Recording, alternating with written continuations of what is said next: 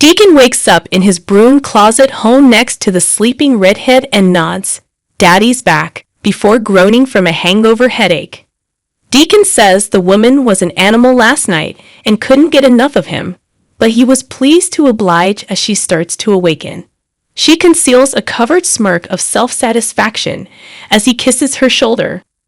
Hope and Brooke discuss the dilemma with Thomas wanting Douglas to live with him at the cabin.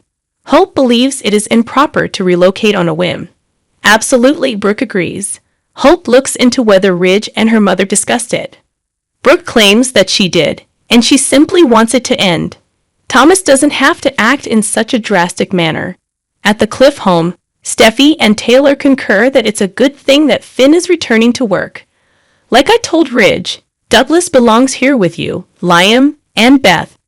As Steffi tells her mother that miracles do occur and that she too can experience one, Ridge comes. He shakes his head while grinning. How did his conversation with Brooke concerning Thomas and Douglas go? Steffi queries. Ridge declares that she favors maintaining Douglas in his current location. They'll never agree on that, Steffi snarks. Of course she is. Ridge knows this. She was unhappy, especially when I told her about our kissing incident in Monaco, he claims. When he turns his back, Taylor and Steffi's mouths open and their jaws drop as they stare at each other. Deacon, who is now clothed, approaches the woman in the bed and inquires as to whether she will give him her name. Last night, she was silent. "You have kink."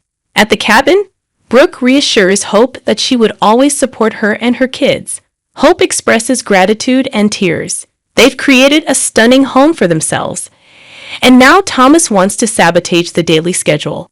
She acknowledges that Douglas has sadness when his father is absent. Thomas doesn't need to be moved to Eric's house, in Brooke's opinion, because he can contribute more in other ways. Hope finds it puzzling that his Forrester heritage is the spotlight when it should be Douglas.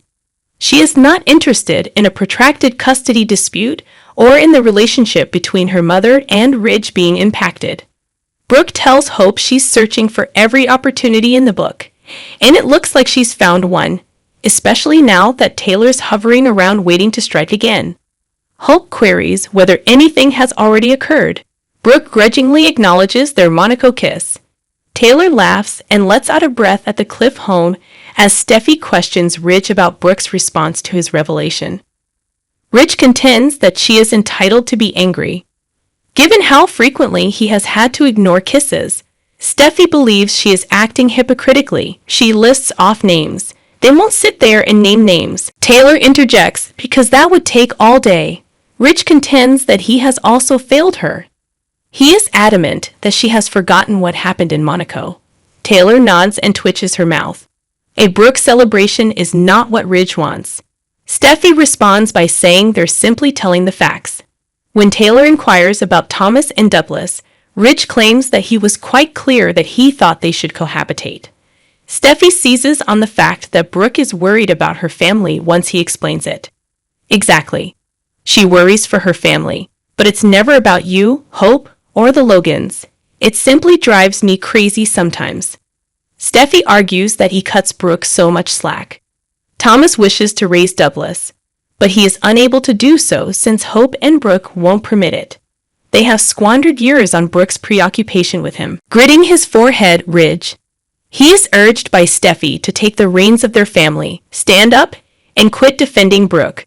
She asks him to remember how he feels when he looks at Taylor and then leaves them alone, telling him, "You need to get Douglas and bring him back to Thomas, and go back to Mom."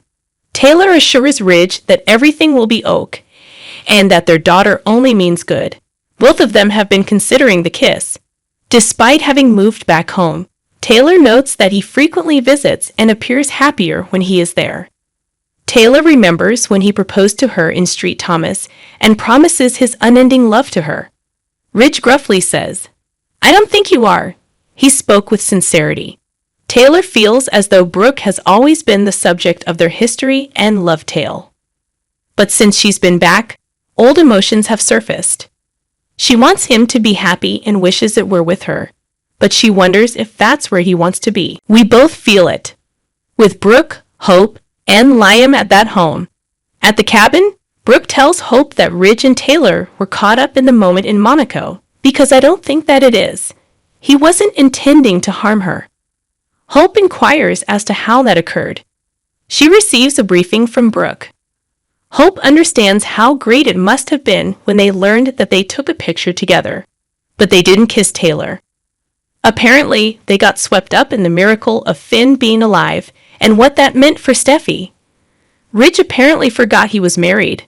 Brooke notes that she had erred in the past as well. Hope is curious as to Brooke's true thoughts over Taylor kissing her husband. While in Deacon's room, he begins kissing the redhead because he is hungry, but not for food. He strokes her feet and legs as he suddenly becomes aware of something. Whoa! What took place there? What went wrong with your toe?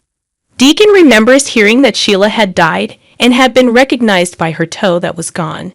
Deacon stutters, no, no, no, no, no, as the terror begins to take hold. Then, a lady reaches up and takes off a fake mask and red wig, revealing Sheila. Mommy is back.